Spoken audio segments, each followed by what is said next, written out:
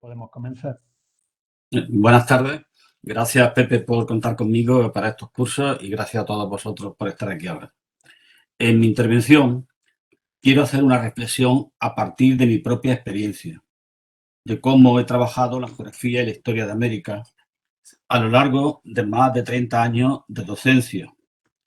Nos detendremos en algunos ejemplos concretos de personalidades vinculadas con América y también lo haré desde 4 ciudades, como ya he hecho en alguna otra ocasión en estos cursos. Andújar, mi pueblo natal; Córdoba, mi ciudad de residencia; y Sanlúcar de Barrameda y el Puerto Santa María. En las 3 últimas ejercí mi labor docente y la de investigador. Además, las tres últimas tienen una clara impronta americanista, incluso podríamos decir que son 3 ciudades colombinas. Entre mis proyectos está algún día escribir un libro que se llame así, Las ciudades colombinas, viendo cómo eran a fines del siglo XV y comienzos del XVI. Desde mi año universitario tuve interés por conocer la realidad histórica de América. Terminé mis estudios en 1980. Un año antes había tenido lugar la revolución sandinista en Nicaragua, que tantas ilusiones, no podíamos imaginar lo que ha dado de sí después, que tantas ilusiones despertó en todos nosotros. Pues desde el año 70 el continente encadenaba una serie de golpes de Estado militares, a cual más cruento y ominoso. 1973, Chile, cuando Pinochet acabó con la experiencia socialista de Allende; ese mismo año en Uruguay y 3 después en Argentina. Son los años de la etapa final de la Guerra Fría y Latinoamérica es una pieza más en el tablero del ajedrez geopolítico mundial, donde la URSS está cada vez más cediendo su protagonismo, mientras que los Estados Unidos se conforman como la gran potencia, especialmente con Reagan. En ese contexto, estudiar América nos llevaba a muchos jóvenes recién licenciados a tomar partido por las poblaciones indígenas, masacradas y expoliadas por los españoles, portugueses y otras potencias imperialistas. En nuestro caso concreto, veíamos el descubrimiento y explotación de las Indias una puerta abierta para calmar las expectativas de oro, plata, esclavos y otros recursos naturales que necesitaba la monarquía hispánica. Nos llegaban ecos de la leyenda negra, donde el cristianismo y el afán de riqueza habían ido de la mano para acabar con las pacíficas civilizaciones precolombinas, no tan pacíficas como ahora veremos. Yo mismo pequé de escorar mis apreciaciones sobre esta cuestión histórica, y así una de mis primeras publicaciones lleva el impactante título de Alonso Fernández de Lugo, el exterminador de los guanches, donde doy cuenta de cómo el máximo responsable de la incorporación del archipiélago canario a Castilla, proceso que va paralelo a las primeras expediciones colombinas y que culmina en 1496, fue prácticamente un genocida que puso fin a la existencia de toda una comunidad que vivía en un estadio cultural similar al neolítico. En 1500, don Alonso contaba entre sus bienes más preciados un contingente de 1000 esclavos. Además de las víctimas de las guerras de ocupación, también se vieron contagiados por la llamada epidemia modorra de los guanches, que según parece estaba motivada por la descomposición de los cadáveres de las tumbas de los que estaban sin enterrar después de la derrota. Muy pronto Canarias se convirtió en un proveedor de materias primas: horchila para los tintos de los tejidos, caña de azúcar, frutas. El modelo canario es el que luego se seguirá en América. Pero conforme fui comenzando a impartir clases de historia, primero como profesor interino en 1981 y luego tras aprobar la oposición en el 84, fui moderando mis radicales opiniones. Dejé a un lado a la persona y al ciudadano y apareció el profesor y el historiador. Muy pronto en mis clases tuve que abordar el estudio de todos estos temas tan apasionantes. Primero en el BUP, en el Bachillerato Unificado Polivalente, tanto en la Historia Universal de segundo de BUP como en la Historia de España de tercero. Luego en la ESO y también en el bachillerato. Siempre comenzaba por indicar que en América antes de Colón había seres humanos viviendo, lo cual ya es una obviedad decirlo, ¿no? Pero conviene aclarar si estábamos ante un descubrimiento o un encuentro de cultura. Para los europeos a fines del siglo XV y luego durante el XVI, portugueses y españoles sobre todo, pero también ingleses y franceses, sí que se podía hablar de descubrimiento. Pero para las civilizaciones prehispánicas o precolombinas, mejor utilizar encuentro. Pero esta palabra tiene un sentido pacífico, amistoso, y en realidad fue una conquista militar. Ofrecieron resistencia ya que sabían que iban a ser sometidos. Por lo tanto, lo primero era explicar quiénes eran los aztecas, los mayas, los incas, su territorio, su religión, su arte, su economía y su organización social y política. Aquí tenemos Machu Picchu, que todavía no están puestos de acuerdo los historiadores qué es exactamente, si una ciudad fortaleza, un santuario o una villa palatina. Está en los Andes, pertenece a los incas y en ella vivían unas 1000 personas. Subsistió a la conquista española, que los españoles no mostraron mucho interés por Machu Picchu y vivían allí, como digo, 1000 personas, más luego un amplio contingente de esclavos que se encargaban de los trabajos agrícolas y además eran las víctimas de los sacrificios, ¿no? En esta ciudad, como digo, los españoles no le prestaron mucha atención, fue languideciendo hasta que prácticamente quedó en ruinas. En el siglo XIX se convirtió en una explotación minera en manos de un alemán y luego fue cuando ya se conoció y se pudo excavar, fue por el norteamericano Bingham en unas expediciones patrocinadas por la National Geographic y la Universidad de Yale. Pues los mayas sabemos que era un conjunto de ciudades-estado en Centroamérica. Los aztecas, ya en lo que sería hoy México, y los incas en torno a los Andes, eran imperios. Tenían sometido a otros territorios que se veían obligados a pagar impuestos, suministrar mano de obra para las grandes construcciones hidráulicas, para los cultivos y también para los trabajos ceremoniales, para construir los templos y los edificios religiosos y los edificios palatinos. Y también eran las víctimas de los sacrificios humanos. Adoraban a la naturaleza, al sol, la luna, la lluvia.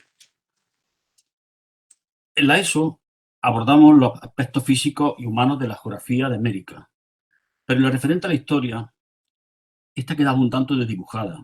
En mi experiencia personal, poco más de explicar el descubrimiento desde la perspectiva de la expansión atlántica de los reyes católicos y de los austrias. Esbozar sintéticamente las tres grandes civilizaciones precolombinas, alguna pincelada de la conquista y de la organización del territorio indiano, sobre todo en lo referente a su impacto económico.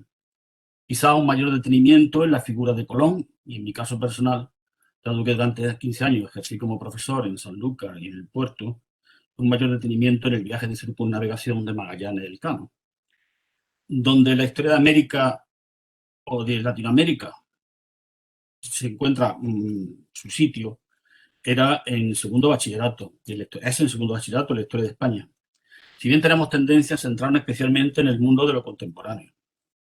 En un libro que hice manuales que hice para la editorial Grazalema Santillana, pues abordamos con detenimiento la proyección atlántica de Castilla a fines del siglo XV hasta el XVI. Primero por el norte de África, Canarias y América, la disputa con Portugal, el Tratado de Tordesillas que trataba de delimitar las conquistas que tenían que hacer los españoles y los portugueses, los distintos viajes colombinos y otras expediciones. Puede que demasiado resumido, porque los alumnos terminan bachillerato y no saben quién es Hernán Cortés ni quién es Pizarro, o muy pocos de ellos. Cuando, fijaros que ahora es el tema que está en la actualidad, precisamente con todo lo de la polémica de en torno a México, ¿no? Algo sobre la explotación económica, el oro y la plata, la mina de Potosí, que ahora la veremos, los productos agrícolas, que algunos nos la ha puesto Andrés, que tuvieron su presencia en la pintura, y el trato aplicado a los indios, los esclavos negros traídos de África. Insistir en que se muestra claramente como uno de los hitos del precapitalismo o capitalismo inicial. Podríamos aquí detener un caso muy puntual, Venezuela, por ejemplo. Venezuela fue entregada por Carlos V a los banqueros Welser con el fin de pagar las deudas contraídas para la coronación como emperador de Alemania. Algo de la organización política, el virreinato, las leyes de India, la estructura social, pero nunca se profundiza en todo esto y en muchas ocasiones se va como galopando por estos temas, ¿no? Enseguida damos un salto a la emancipación. Aquí ya sí que nos detenemos un poquito más. De la América española en el siglo XIX, dentro de la batalla del liberalismo. Y nada de Brasil, ni de Portugal no se abordaba, ni Haití, ni otros territorios. Solamente la América española. Sus causas, que resumidas podrían ser el impacto de la idea ilustrada, los ejemplos de la independencia de Estados Unidos en 1776, la Revolución Francesa en 1789, la crisis del sistema de monopolio comercial que España mantenía con sus posesiones y las ambiciones de otras potencias por ocupar ese espacio, el criollismo, los criollos son los hijos de los españoles, los blancos nacidos, que son los que van a tomar. Esto sí que se insistió mucho a los alumnos, que no piensen que eran los indígenas, ni ese 44% de indios que de la población americana no eran los que tenían el protagonismo, van a ser el 20% que forman los criollos, los descendientes de los españoles. Estudiamos la fase de la independencia y poco más, ¿no? A lo mejor nos deteníamos en alguna personalidad, como el caso de Simón Bolívar, que quizás sea más conocido y podría incluso llevar una especie de ejercicio desde el presente al pasado por cómo ha sido utilizado este personaje en Venezuela, con la figura de Chávez y luego con Maduro, ¿no? Intentar estudiar uno a uno los distintos procesos independentistas es una tarea ardua y yo creo que casi ninguno entra en ello, ¿no? Entonces no nos parece que sea siquiera lo más oportuno, ¿no? Quizá un mapa con las principales fechas. Y luego ya de ahí dábamos un salto a Cuba y Puerto Rico y Filipinas, lo que se llama el desastre, ¿no? Pero luego lo veíamos desde la perspectiva española, no desde la perspectiva americana. José Martí, nuestros alumnos saben quién es, yo creo que no. Y el caso que es un personaje no solo como desde el punto de vista histórico, sino también literario. Entonces, yo creo que pasa prácticamente desconocido, ¿no? Sí que se habla de la derrota, de la guerra, las batallas de Cavite, las de Santiago, el Tratado de París, la pérdida de Cuba, ¿no? Y lo que supuso para España, ¿no? Y luego ya nos olvidamos totalmente de América, hasta retomarlo muy ligeramente cuando ya al abordar la historia del presente, la transición democrática, aparecen las cumbres iberoamericanas citadas, ¿no? La última, por cierto, ha tenido lugar este mismo año en Andorra y se ha dedicado al tema del desarrollo sostenible, aunque realmente se ha hablado sobre todo del COVID. América está hoy muy dividida entre países que tienen un modelo democrático occidental y una economía capitalista y aquellos otros donde el socialismo y el indigenismo tratan de encontrarse. Algunos países como Venezuela o Cuba se han desmarcado casi totalmente de las reuniones por considerarlas ineficaces y ahora mismo América es muy compleja toda esta situación. Entonces yo no sé si esto es mejor abordarlo en primero de bachillerato, en la historia universal, en la historia del mundo contemporáneo, pero tengo la sensación de que tampoco se hace. Bueno, aquí tenemos, ahora vamos viendo una serie de imágenes. Andrea ha dicho que la primera imagen es ese grabado de 1493. Bueno, hasta ahora se daba como la primera imagen de los indios americanos en Europa, esta de un Pinturicchio. Está en una dependencia del Vaticano. Ahí hay un grupo de indios detrás de esta figura, de este rostro. Los indios, aquí un personaje montado a caballo y luego los indios que están en una especie de ritual de danza, ¿no? Entonces esta pintura están estos indios desnudos bailando y pintados de rojo y con plumas en la cabeza. Está en la dependencia del Papa Alejandro VI. Este fue un papa español y no debemos de olvidar que fue el que hizo las famosas bulas alejandrinas de 1493 que permitían la conquista de América a los castellanos a cambio de la evangelización, que daba los derechos de conquista. Esto motivó cierta polémica en toda Europa, porque esto de que los españoles y los portugueses se quedasen con todos estos territorios, por ejemplo, los franceses no lo vieron nada bien. El rey francés solía decir que quería que le mostrasen el testamento de Adán, donde aparecía que España, que Castilla en concreto, es la que se tenía que quedar con estos territorios. Aquí tenemos la que sería la primera imagen de todo lo que está suponiendo estos descubrimientos geográficos. Los europeos, en este caso los españoles, han lanzado la conquista del Atlántico. Es la Virgen de los Navegantes, fechada en torno a 1536, que fue encargada por los funcionarios de la Casa de Contratación de Sevilla, donde se organizó todo el monopolio del comercio con América, para que sirviese una capilla, formando parte de un retablo, en una capilla de la sala de audiencia. Hoy sabemos que está en el Alcázar, en la capilla del Almirante. Representa en un primer plano del mar con una serie de embarcaciones. Ahí vemos carabelas, bergantines, barcos más pequeños, de los barcos que hacían el tráfico con América. Y luego nos representa a la Virgen que abre su protección bajo su manto, la Virgen a mayor tamaño. En el primer plano, al fondo, muy difuminado, se ve la figura de indios, que también está protegiendo la Virgen. Y en primer plano tenemos, en uno de los laterales, está el rey Fernando, se cree que está el rey Fernando el Católico, Carlos V, Sancho de Matienzo, que era el secretario de la Casa de Contratación, y el arzobispo Fonseca. Y en el otro extremo tenemos aquí, por este manto dorado, la figura de Cristóbal Colón. Aparecería también Yáñez Pinzón, que fue uno de los marineros que fue con Colón, Juan de la Cosa y Américo Vespuccio. Este pintor es obra del pintor Alejo Fernández, es un pintor alemán. Un pintor alemán que se establece aquí en Córdoba, vivió aquí hizo toda su formación e incluso tomó el apellido Fernández de su maestro Pedro Fernández, y se casa con la hija de este maestro, con María Fernández, y ahí se han encontrado documentos, los protocolos notariales de ventas de casas, de compraventa de materiales para sus pinturas, aunque aquí en Córdoba hay muy pocas obras pictóricas de él. Creo que solamente hay un cuadro en el Museo de Bellas Artes. Y aquí vamos a ver ya uno de los primeros ejemplos de mestizaje. Como veis, teniendo personajes que podemos trabajar en las clases. En este caso se trata del Inca Garcilaso. El Inca Garcilaso nos interesa sobre todo, bueno, sabéis que está enterrado en una capilla en la mezquita catedral, y que se conserva su casa museo en Montilla. El Inca Garcilaso es el autor de la historia del Perú, que está consagrada al estudio de la conquista del imperio de los incas por los españoles, y también tiene otro libro sobre la expedición de Hernando de Soto a la Florida. Su nombre era Gómez Suárez de Figueroa, aunque él siempre al final ya incluso afirmaba como Inca Garcilaso, lo prefirió. Y fijaros que el escudo hay elementos castellanos y cristianos junto con elementos inca, porque él nace en Cuca en 1539, es hijo del conquistador español Sebastián Garcilaso de la Vega y de la princesa inca Isabel Chimpu Oclío, nieta del inco Tupac Chupanqui y del inca Huayná Capac. Era por parte castellana, era de una familia noble de la Casa de los Condes de Feria, ¿no? Vivió las guerras civiles que hubo en Perú entre Gonzalo Pizarro, que se sublevó contra su propio hermano y contra el rey, y su padre cayó en desgracia porque apoyó, parece ser que a Gonzalo. El padre además decidió repudiar a su madre y se casó al final con una noble española. Todo esto le hace al Inca venirse aquí a España, ¿no? Entonces, en su caso, sería un buen ejemplo de mestizaje, ¿no? Para que esta es una figura muy interesante en este punto de vista. Aquí tenemos a Alonso Fernández de Lugo, el conquistador de Canarias, en que en este caso concreto es su tumba, bueno, la tumba del abuelo, que es de 1441, que se conserva en San Lucas de Barrameda. Los Lugos son una familia gallega que llegaron a Andalucía con la Reconquista.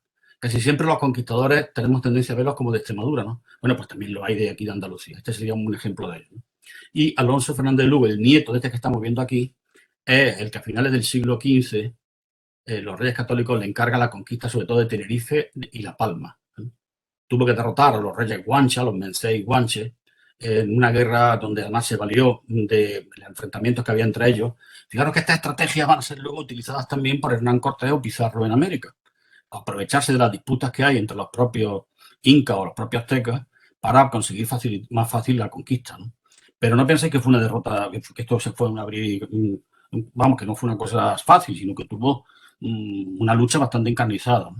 Al final los derrotó a los guanches y, como digo antes, pues, hizo un modelo de explotación capitalista de la isla. Incluso él tenía un acuerdo con unos banqueros italianos que lo que le prestaron el dinero, y el objetivo era sacar allí el máximo beneficio posible.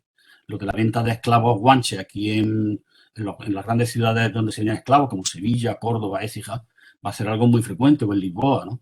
Y además él montó allí unas explotaciones de caña de azúcar y de vino, ¿no? Entonces, a Alonso Fernández de Lugo se le va a dar por parte de los reyes, en concreto será la reina Isabel, pero luego lo refrendará su nieto Carlos, el título de adelantado, el adelantado de Canarias. No es un título nobiliario, sino que es un título, digamos, político, ¿no? Que va pasando, si eso sí, de padre a hijo. Y luego veremos más adelante, cuando hablemos de otras cuestiones, aparecerá la figura de su nieto, Alonso Luis de Lugo, que estuvo también en América en busca del dorado, ¿no? Si pudiera ser alguna vez, podríamos trabajar sobre él, porque su documentación está aquí en Córdoba, ya que la familia del adelantado de Canarias emparentó con la familia de una de las ramas de los marqueses de Viana, y se conserva toda la documentación aquí. A ver si alguna vez podemos acceder a este archivo con facilidad y podemos trabajar sobre ello. Aquí tenemos otro cordobés, Hernando Colón, que nace aquí, el hijo de don Cristóbal. Esto está sacado de una ilustración del libro que ha hecho el inglés Wilson Lee sobre la figura de Colón en la ilustración de la portada. Hernando Colón nace en Córdoba en 1488 y muere en Sevilla en 1539. Acompañó a su padre en algunos de los viajes y escribió una historia de su propio padre. Además, tuvo que defender los derechos de la familia, los llamados pleitos colombinos. Él no era hijo legítimo, era hijo natural de Colón y de doña Beatriz Enríquez de Arana. Se ha discutido mucho sobre la personalidad de esta mujer. Ya hace tiempo, don José de la Torre del Cerro publicó varios libros sobre ella con los documentos que hay, los protocolos notariales. Y se ve que es una mujer bueno, no es tampoco una mujer pobre, pero no es una hidalga, ¿no? Tienen unas viñas en Trasierra y parece ser que la conoce Colón a través de su familia, de los Arana, que algunos de ellos lo acompañarán luego a Colón en el viaje, ¿no? Colón está aquí en Córdoba porque está aquí la corte, los reyes católicos están aquí, la reina vive en el Alcázar, porque están esperándola para la conquista de Granada, ¿no? Entonces aquí viene a plantearle su proyecto de descubrimiento y viaje de descubrimiento, ¿no? Y además viene a Córdoba porque aquí hay una serie de comerciantes, sobre todo los Selvarroya, comerciantes y boticarios, y médicos, florentinos, genoveses, gente que conoce a Colón y le ofrecen la posibilidad de transvivir aquí, porque él ha estado ya en varios sitios, se le ha ofrecido al rey de Portugal, no le ha hecho caso, se le ha ofrecido al duque de Medina Sidonia en Sevilla y no le hace caso, al duque de Medina Celi sí que parece que está dispuesto, ¿eh? Pero entonces está esperando a ver si la reina le quiere conceder el que sea un proyecto real, ¿no?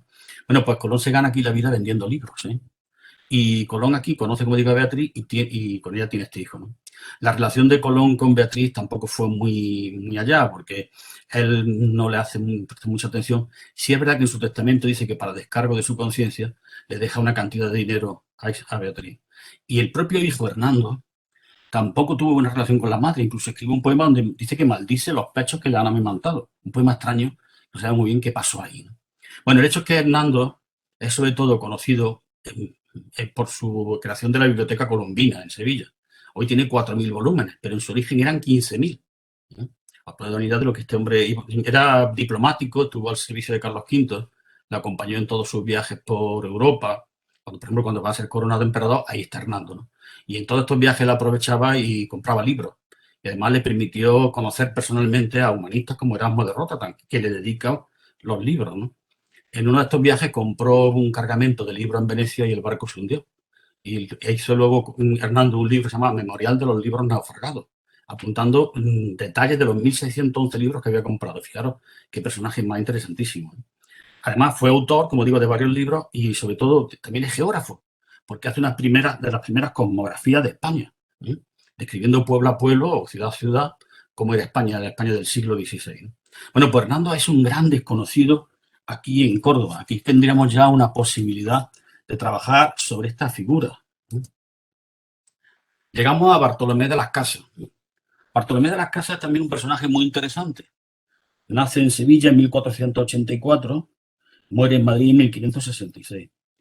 Él viajó a la isla de la Española como una persona normal y corriente, iba con su encomienda, le iban a dar unas tierras, iba a hacer la América como uno más, pero renuncia a todos estos bienes, se convierte a sacerdotes, los dominicos, y va a llegar a ser obispo de Chiapas y se le nombrará protector de las Indias.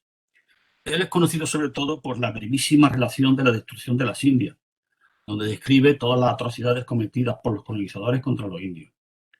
Abogó ante Carlos V por los derechos de los indios y es cierto que toleró la esclavitud de los negros, aunque luego también se muestra contrario a ella, como una alternativa para que los indios no sufrieran el maltrato que estaban siendo sometidos.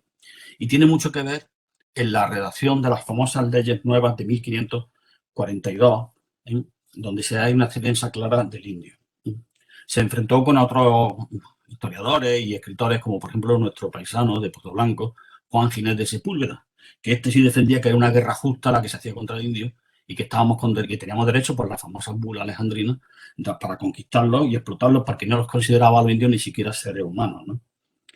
La Iglesia todavía hoy no lo ha canonizado, no ha hecho santo. Es cierto que fue beatificado en el año 2001 y su proceso está ahí un poco aparejado, pero tengo que decir que para los protestantes sí que lo consideran como una persona santa. También es autor de una historia de la India. El mejor libro sobre Bartolomé de las Casas. Bueno, este es un trabajo de Manuel Jiménez Fernández, que fue ministro, recordad que fue ministro de la República de la CEDA, ministro de Agricultura e historiador del derecho, y fue siempre un gran defensor de las casas, porque las casas en el franquismo era considerado como una especie de paranoico antipatriota, ¿no? Y sobre todo esto lo hizo mucho la figura de Menéndez Pidal, que fue muy crítico en todo lo que escribió sobre Bartolomé de las Casas, ¿no? Y Manuel Jiménez Fernández, que asume la defensa de la figura de Bartolomé de las Casas. Pero el gran conocedor es un historiador colombiano que se llama Juan Friede, autor de un libro publicado en la editorial Siglo XXI, donde dice que el título del libro, fijaros, que es Juan Bartolomé de las Casas, precursor del anticolonialismo. Él dice que en las casas hay varias conversiones. Primero, de encomendero, de laico, en predicador. Segunda conversión, de predicador en político. tercera de político en activista. Él pretendía crear una serie de repúblicas indígenas que fueran independientes, pero que estuvieran bajo la tutela del rey de Castilla. Esto era una quimera. Yo creo que él no era consciente de que plantear eso en el siglo XVI no iba a mucho sitio, y por lo tanto tuvo una fuerte oposición de los españoles asentados en América. Y se puede decir que fue un hombre derrotado, porque este proyecto no llegó a más, ¿no? Aquí tenéis una documentación que fue la que yo trabajé para un artículo que escribí en mis primeros momentos de investigador, de una familia de Andújar, la familia Villarreal, que marcha a Nicaragua en el siglo XVII y que me hizo cambiar mucho mi opinión con respecto a muchas cuestiones que yo me planteaba, ¿no? Pues en concreto el rey Felipe III en 1611 nombra a don Agustín Salcedo Villarreal corregidor de Monimbó, en Nicaragua. Y en la documentación habla de que se tiene que preocupar de que no se les robe a los indios, de que no se les maltrate, de que no se les moleste, de que no se les quiten sus tierras ni para cultivar donde cultivaban el maíz, ni donde hacían y tenían también los petates que les servían para hacer mantas y tejidos, y que se le permitan tener sus pequeños establos donde tengan sus cerdos, sus gallinas, ¿no?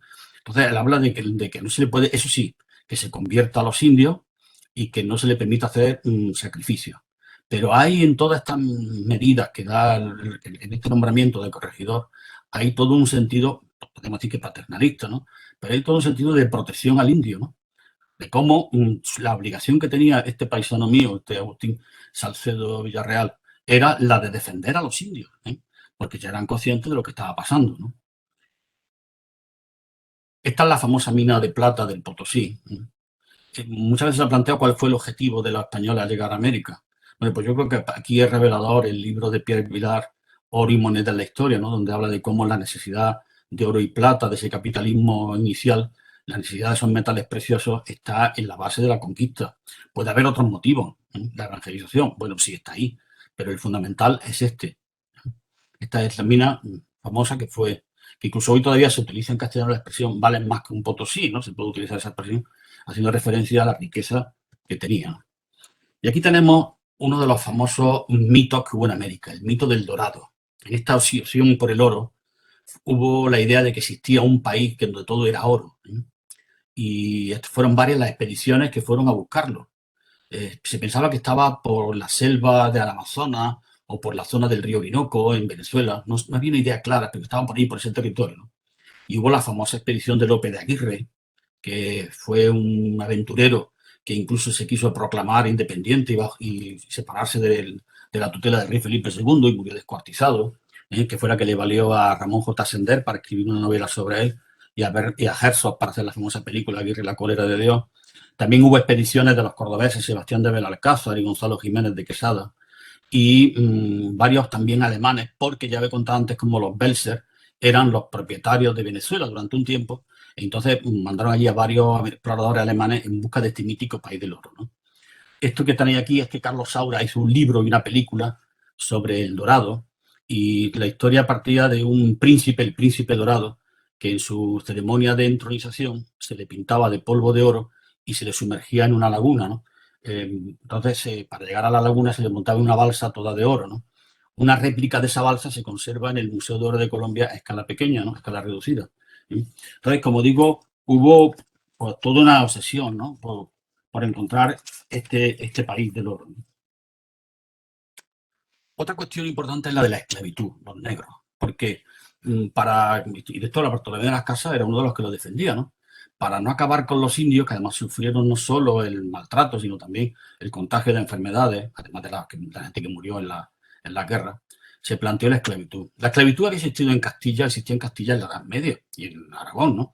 Por ejemplo, aquí cada vez que se reconquistaba una ciudad a los moros, muchos de ellos eran hechos esclavos. Hay muchísimas noticias, si consultáis los protocolos notariales de Córdoba de finales de la Edad Media, me parecen muchos testimonios de esclavos moros, ¿no? Muchísimos, ¿no? También he visto antes la esclavitud de los guanches, ¿no? Que fueron vendidos mucho aquí en España, en Sevilla, en las principales ciudades y también la propia Córdoba, ¿no? Con respecto a la esclavitud de los negros, el primero que lo autorizó fue el propio rey Felipe el Católico en 1510 para ir a trabajar a las minas de Santo Domingo. Luego es verdad que el tráfico comercial de los esclavos no lo hicieron tanto los españoles como los portugueses, que eran dueños de Guinea y de otra serie de territorios en África, Angola, toda esa zona, donde salían muchos esclavos para América. Y, por ejemplo, en Brasil fue utilizada muchísimo la población esclava, ¿no? Y sobre todo los ingleses y los holandeses y los franceses. Fijaros que Holanda tan solo tendrá en América unas pequeñas islas en el Caribe, pero sin embargo buena parte de la riqueza comercial de Holanda, de esos mapas que hemos visto ahí en los cuadros de Vermeer, de ese país marinero, es porque se dedicaban al tráfico de esclavos, y también los ingleses. En el caso concreto de España, fue uno de los últimos países en abolir la esclavitud. Hasta 1837 no se abolió la esclavitud. Y se permitió que siguiera existiendo en Cuba y Puerto Rico. Ten en cuenta que Cuba existía lo que se llama la sacarocracia, o el cultivo de la caña de azúcar, necesitaba la mano de obra esclava, ¿no? Y hasta 1880, ya con el rey Alfonso XII, no se suprimió la esclavitud en Cuba. Y en Puerto Rico en 1873, y por obra de la República, de la Primera República Española, ¿eh? La esclavitud, este es un libro apasionante, el de Houston, la trata de esclavos. Hay mucha otra bibliografía sobre la esclavitud. La esclavitud sobre todo se dio en las colonias inglesas de América del Norte y luego en las americanas, y sabéis que fue el motivo de una guerra, incluso la guerra de secesión en Estados Unidos, y el racismo que todavía hoy sigue latente en la sociedad norteamericana, en el sur de los Estados Unidos, ¿no? Entonces, en el caso concreto de España, donde había más esclavos negros era en la isla del Caribe, porque los que habían en los otros territorios como México, Colombia, Perú, no eran tantos, ¿eh? En algunos casos más limitados, ¿no? Pero sí tengo que decir que, por ejemplo, en Ecuador hubo una revuelta de esclavos en el siglo XVI, comienzo del XVII, que llegaron a plantear crear un reino de los zambos. Los zambos son los esclavos negros mezclados con los indios. Y durante un tiempo estuvieron casi como una especie de país independiente. Si habéis visto la exposición que se está celebrando ahora mismo en el Prado, Tornaviaje, precisamente el cartel de la exposición es un cuadro en el que se ven los tres reyes zambos, cuando ya se pintan ese cuadro para regalárselo al rey Felipe III en una señal de sumisión, ¿no? Entonces el hecho es que la esclavitud también estuvo ahí como uno de los factores más. Y vamos a entrar ya en cuándo fue cuando más se abordó la historia de América en los institutos, que fue precisamente durante la dictadura de Primo de Rivera. Este es el manual del año 1929, que lo hizo Antonio Jaén Morente, el que profesor de aquí de Córdoba, pero que fue premiado por el Ministerio de Instrucción y era el libro oficial. Se hicieron 20.000 ejemplares en su época para los distintos institutos. Entonces pensaba que había institutos nada más que en Córdoba y Cabra nada más, ¿no? Pero era el libro oficial de texto de la asignatura de Historia de América, porque durante la dictadura de Primo de Rivera, en el Plan Callejo de 1926, se crea la asignatura de Historia de América y Geografía de América. La dictadura de Primo de Rivera, como digo, es un momento cumbre en esta relación de España con América, ¿no? En esta época, la política exterior que se quiere trazar tras después de conquistar, de pacificar Marruecos, es una política de prestigio, buscando sobre todo en Hispanoamérica, ¿no?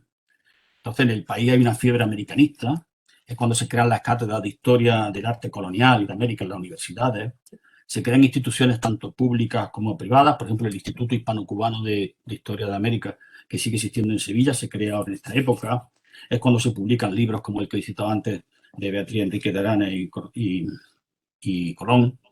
Quizá el máximo exponente de todo esto sea la Exposición Iberoamericana de Sevilla, que suponía un redescubrimiento de América por España, ¿eh? Sin embargo, este proyecto de la exposición, como sabéis, que generó mucha expectativa, luego, sin embargo, tuvo más bien deuda y no fue un acierto como tal, ¿no? Entonces, como digo, la historia de América y la geografía de América sí que se daban en los institutos, ¿no? Por ejemplo, en ese libro que enseñamos antes de Antonio Jaime Morente, tiene un interés en que no solamente aborda la presencia española, sino que también dedica varias lecciones a las civilizaciones precolombinas. Y además trata de superar el europocentrismo, ¿no? Y además de todo esto que estoy diciendo, es un libro donde al escolar, al estudiante de bachillerato, se le enseñaba el recorrido histórico de los países después de la independencia, cosa que hoy nuestros alumnos si conocen algo de emancipación, bien, pero de lo que pasa en América en los siglos XIX y comienzo del siglo XX, yo creo que no tienen ni idea, ¿no? Bueno, pues si se estudiaban este libro, se llegaba hasta el año 1929, país por país, contando cuáles eran las principales características de cada uno de ellos, ¿eh? Uno a uno, ¿no? Y en la geografía de América lo mismo, que también hizo el libro, ¿no? En Córdoba se vivió mucho todo este interés americanista, ¿eh? Fue una auténtica fiebre la que hubo, aquí hay mucha expectativa de que iba a venir mucha gente, y en esa época, por ejemplo, el ayuntamiento llegó a publicar un librito que se distribuyó a todos los escolares, de los institutos y de los colegios de Córdoba. Se llamaba Los Grandes de Córdoba, los que fueron a América. Estaba escrito por el que fue cronista y profesor y bibliotecario, José María Rey Díaz, para el curso 1929-1930. Y fijaros lo que dice en este libro sobre lo que él pensaba, y esto nos puede dar una idea de cómo se veían entonces todas estas cuestiones de América en las aulas. Este suceso se refiere a la exposición que les ha hecho venir aquí cruzando los mares. Es el certamen iberoamericano, exhibición de toda la grandeza pasada y presente de España y Portugal, con ánimo de que las miren y la comprendan. No solo los españoles y los portugueses que pueblan la península ibérica, sino esos otros españoles que pertenecen a la tierra americana. Fíjate cómo se refiere a los americanos, ¿no? Los otros españoles, ¿no? Los que hablan castellano como nosotros, rezan en los altares en que nosotros rezamos, veneran las figuras históricas que nosotros veneramos, tienen mucha sangre y muchas de nuestras costumbres, porque son de nuestra familia, de nuestra misma raza. Este patrioterismo alimentaría durante esos años la ilusión de volver a ser un imperio, una gran nación, si no en el terreno material, al menos en el espiritual. Pero como ya he dicho antes, los resultados de la exposición americana de Sevilla fueron pobres y la estrella de esta exposición se acabó pronto, ¿no? Hasta que luego, cuando unos años después, volvimos un poco a retomar todas estas ideas con la Expo 92, ya tenía otra proyección, ya España tenía otros planteamientos, ¿no? Pero bueno, de alguna manera había cierto hilo ahí de continuidad. Eh, con respecto a la República, debía haber significado un cambio con respecto a todas estas posiciones. Y de nuevo Antonio Jaén nos puede quizá guiar porque él fue embajador de España en Perú en 1933 y publicó a su vuelta, que volvió en el 34, un libro que se llama La lección de América, donde nos da una serie de ideas de donde él dice que tiene lo que tiene que ser un programa republicano para América. Hablaba de acuerdos de doble nacionalidad con los países panamericanos, creación de instituciones educativas y culturales en América, fomento de estudios sobre el periodo colonial. Él mismo promete un libro sobre Pizarro que luego no hizo, y se celebra en 1935 aquí en España el Congreso Mundial de Historia de América, la difusión del arte y el libro español en América, combatir la llamada leyenda negra, en fin. Pero muchas veces se tenía la sensación de que predicaba en el desierto, ¿no? Y luego, después de eso, después del republicanismo, pues ya sabéis que vino la guerra y el franquismo vuelve a retomar la idea imperialista de la dictadura, patrioterismo vacuo, pero también es cierto que se fomentan instituciones de estudio. En el franquismo se crea la Escuela de Estudios Iberoamericanos de Sevilla. Y fijaros que con respecto a la historia de América, va a ser una ley hecha en el franquismo, la Ley General de Educación de Villar Palasí, la que va a crear una asignatura que se va a impartir por primera vez ya en la transición democrática en el curso 77-78, que es la de Geografía e Historia de España y de los países hispánicos, fíjate el nombre que tenía, y que se daba en tercero debut con 4 horas a la semana, ¿no? Incluso una quinta hora después, ya en plena democracia, se le podía añadir para explicar la Constitución española, ¿no? Recuerdo que se hicieron magníficos libros, como el que hizo don Antonio Domingo Ortiz para la editorial Anaya, ¿no? Yo pude impartir esta asignatura en 2 ocasiones. Lo que ocurre es que tuve la mala fortuna de que me tocaron siempre alumnos de ciencias, y porque es una asignatura obligatoria para todos los bachilleres, todo el BUC, y no tenían mucho interés por ella. Además, de tantos grupos bastante disruptivos y con muchos alumnos. Luego ya no pude volver a impartir una asignatura de este tipo hasta mi último año, que di segundo de bachillerato. Bueno, como digo, en la transición democrática, el quinto centenario del descubrimiento de América, que coincide con la Olimpiada y con un cierto momento de expansión de España, pues nos motivó, sobre todo a los que vivíamos en ciudades vinculadas con el descubrimiento, a trabajar estas cuestiones, ¿no? Bueno, esto ahora, he puesto el sello de la UPAEC, y el sello de Curro, de la mascota de Curro, porque creo que la filatelia podía ser una forma de trabajar estos temas, ¿no? Porque en los sellos españoles se han utilizado mucho los temas americanos, ¿no? Ha habido varias series, y en concreto hay una que se llama La Unión Postal de América, España y Portugal, que todos los años emite una serie dedicada a estos temas, ¿no? Aunque últimamente se está politizando un poco, por ejemplo, ese sello que he montado de Venezuela, ¿no? La idea era ponerse de acuerdo y todos los años sacar un tema, empecé en 1989, y sigue en la actualidad, todos los años dedicar un tema. Los primeros años fueron el descubrimiento, luego la flora, la fauna, ¿no? Y ahora ya me voy a centrar en las ciudades en las que he vivido, en las cuales tuve un poco lo que fue mi actividad, ¿no? Cuando yo llegué a Sanlúcar en 1985, pues la ciudad vivía toda esta fiebre americanista. Incluso había un proyecto cultural que se llamaba Sanlúcar hacia el 92, ¿eh? Donde se hicieron exposiciones, publicaciones, propuestas de trabajo con los alumnos. La ciudad, sabéis que tiene el tercer viaje colombino, parte de Sanlúcar. El viaje de Magallanes y Elcano está relacionado también con Sanlúcar. Y lo mismo me pasó en el puerto de Santa María, donde estuve también al año siguiente, en el 86-87, ¿no?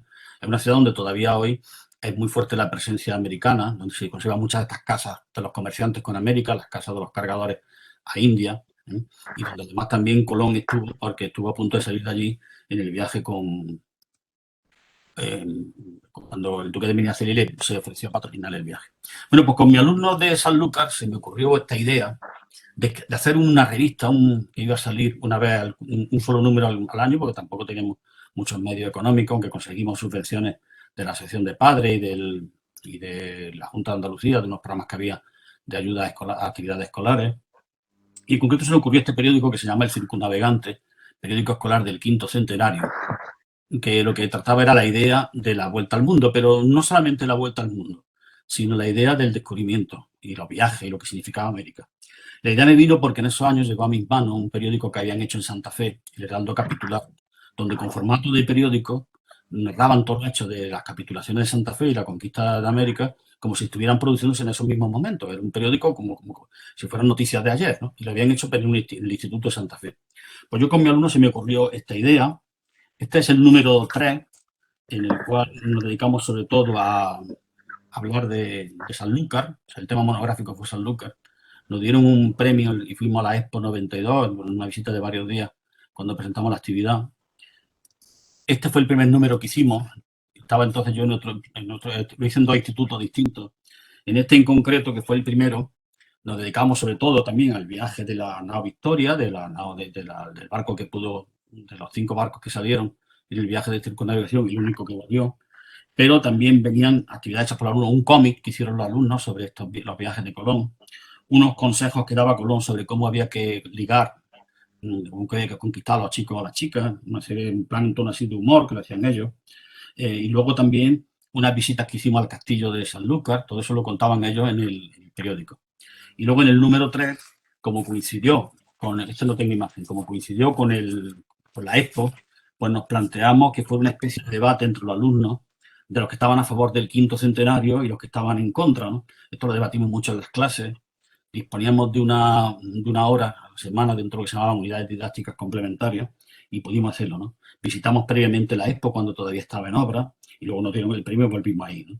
Entonces los trabajos de los alumnos fueron muy interesantes sobre todas estas cuestiones, ¿no? Sobre lo que pudo significar el descubrimiento, los que estaban a favor, lo que de la leyenda negra, ya los chavales trabajando sobre esto, los que hablaban de la situación actual de Iberoamérica, incluso vinieron al instituto a darnos una charla, pues, personas de ONG y vinculadas con colectivos americanistas, ¿no?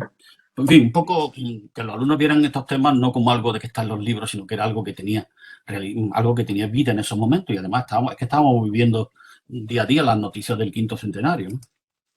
Esto es una exposición que se ha celebrado hace poco aquí en Córdoba, no sé si la habéis visto, que está rotando por todas las capitales andaluzas, donde habla de Magallanes y Elcano, de este viaje también, del viaje de circunnavegación, ¿no? Hay muchísimas posibilidades de visitas. Ahora, cuando que ya se acaben las restricciones COVID, por ejemplo, el Archivo de India organiza unas exposiciones interesantísimas, ¿eh? Y además, si no podéis ir, por ejemplo, a través del programa PARE del Ministerio de Cultura, podéis acceder a algunos documentos y algunos de ellos se pueden manejar, algunos de la lectura es más difícil, ¿no? Pero en ese mismo programa vienen también actividades que hacen los archivos con plan didáctico. Y está el Archivo de India, que ofrece muchísima información. El CITES puede ser un recurso magnífico para utilizar en las aulas. Ya hemos visto antes la película El Dorado, ¿eh? O la de Aguirre, La cólera de Dios. Bueno, pues esta he tenido ocasión de verla hace unos meses. La vi en su momento cuando se proyectó en el cine, creo que del año 2012, de Isiar Boyaín, y la han vuelto a poner este año en la Noche del Cine Español. Además, hubo un debate muy interesante que estuvo Consuelo Varela, la que fue directora de la Escuela de Estudios Panamericanos y autora de varios libros sobre Colón, porque es una película de, como digo, de Isiar Boyaín con guión de Paul Laverty. Paul Laverty es el compañero de Isiar Boyaín y es también el que era guionista de las películas de Ken Loach, ¿no? Se conocieron cuando hicieron la película de Tierra y Libertad, ¿no? Bueno, pues cuenta la historia de que un grupo de españoles van a América, en concreto a Bolivia, a rodar una película sobre Colón, las casas y el descubrimiento de América. Meten una misma historia a Colón y las casas, lo cual es un anacronismo, pero bueno, se lo permite la película. Y cuando están rodando la película, resulta que hay, contratan a varios extras indígenas para trabajar y resulta que hay un problema en el país porque una compañía americana se ha adueñado de la protección del agua potable y les quiere cobrar unos precios altísimos. Y hay todo un proceso revolucionario. Entonces, en la película hay muchos debates entre... se basa muchas veces, se va del pasado al presente, ¿no? Porque aparecen los actores, el que hace de las casas, el que hace de Colón, ¿no? Aparecen, están discutiendo entre ellos, bien como personajes de la película, o bien luego cuando terminan los rodajes, cuando están ya como personas, como actores, ¿no? Viendo sus puntos de vista, ¿no? Entonces creo que esta película podía ser muy interesante para verla y comentarla con los alumnos, ¿no? Bueno, aquí tenéis, esto es, no se ve bien, la voy a pasar. Esto es de las colecciones de estampas, ¿recordáis? De un álbum que se llamaba Vida y Color. ¿Eh? Pues aquí fue todo un poco donde yo empecé a interesarme por esto, donde conocí por primera vez la existencia de los indios americanos. Y sobre todo con las estampas del oeste, ¿eh? Y con la literatura del oeste y con las películas sobre el oeste, ¿no?